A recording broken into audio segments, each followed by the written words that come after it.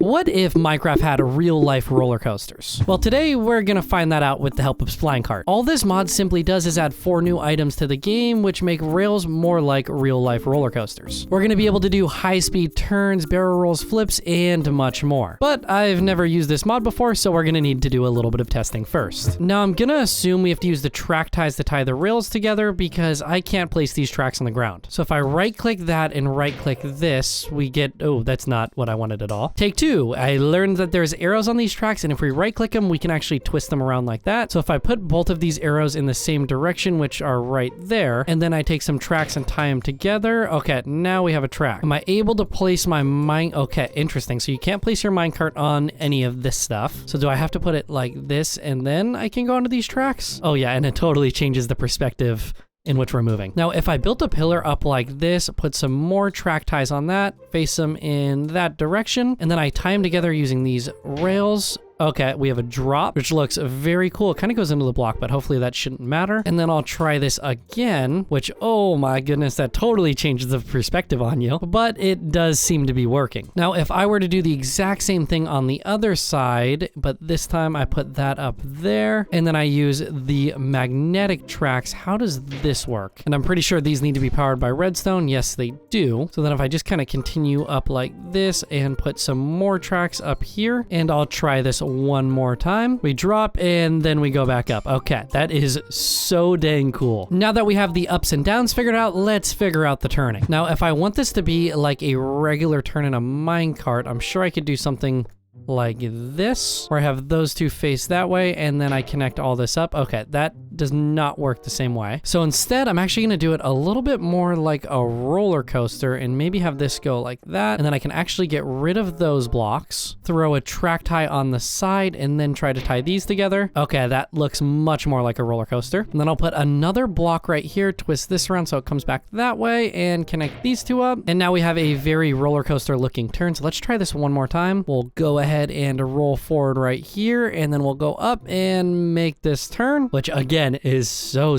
cool. All right, now we have a working turn. I got that all figured out. Now that we have a turn, I'm gonna go ahead and try making a barrel roll. I'm actually gonna go ahead and get rid of a few of these blocks here because I want to come out like this and place a block like that. I'm actually gonna go one higher, and I want to try getting the track to sort of flip upside down. Okay, which it does. And then I want to come back over to this side with some blocks added on and connect these two up, which looks like a barrel roll. Oh, you know what? It kind of goes up one way and comes back the same way, so we never really do a full 360-degree barrel roll. But don't worry, I do have a solution. I just had to add a block on each one of these sides, and I need to add one final one right here of track ties and connect these two up. And now that is a full 360-degree barrel roll. And I'll just carry this out a few more blocks like so. And now we can give it one more test. And we're gonna go upside down. Oh my goodness, if you were to do that just nonstop, oh, the headache you would get. We now have a barrel roll, so the final trick would be a loop.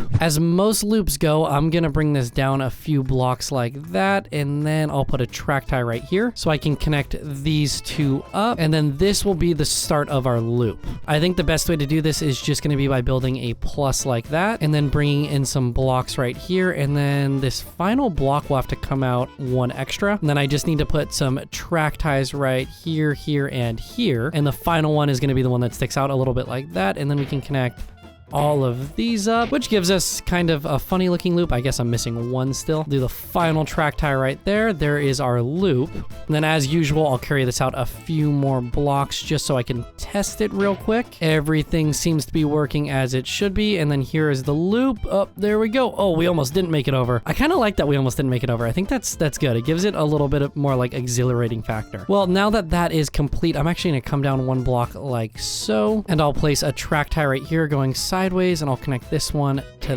there, and then I'll put another track tie like that, connect this one to the turn. I forgot you got to kind of work in order. And then this is where we're going to test our chained rail. So if I connect this to here, how does that work? All right, yeah, we have a moving piece, and that looks like it's going in the right direction. Now the question is, how do I place the rail or the minecart down? Because it won't let me place it anywhere. Can I just do something like that and then go forward? Do I fall into it? Okay, yep, I do. But that isn't connected up. All right, let's try that instead. So I'm gonna do the same thing. I'm gonna just kind of go into it, and does it work? Okay, it seems to be working. Here's the barrel roll, and then we have the flip. And then we're gonna wrap back around and go back up. Okay, and it's moving really, really fast. And just like that, our testing roller coaster is pretty much all complete, which means it's now time for the real deal. First things first, I want to get rid of this test track because it's really, really ugly looking.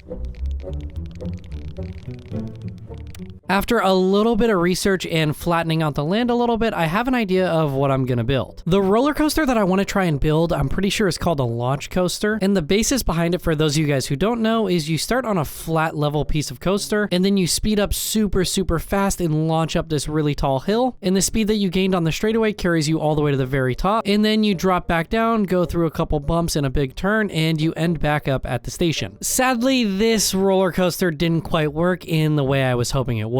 I thought these magnetic rails that speed you up could push you all the way up a vertical like this, but it turns out I had to use the chain-driven track because once I got about halfway up, I was no longer able to continue going up, which kind of defeats the purpose of this roller coaster. The whole concept is you get so much speed along this straight right here that it carries you all the way to the very top and brings you back down. So it kind of works, but you just have to have the chain pretty much drag you the entire way to the top. And then once you reach that point, you're pretty much good from that point on. So time for another take and figuring out another roller coaster to build that will actually work.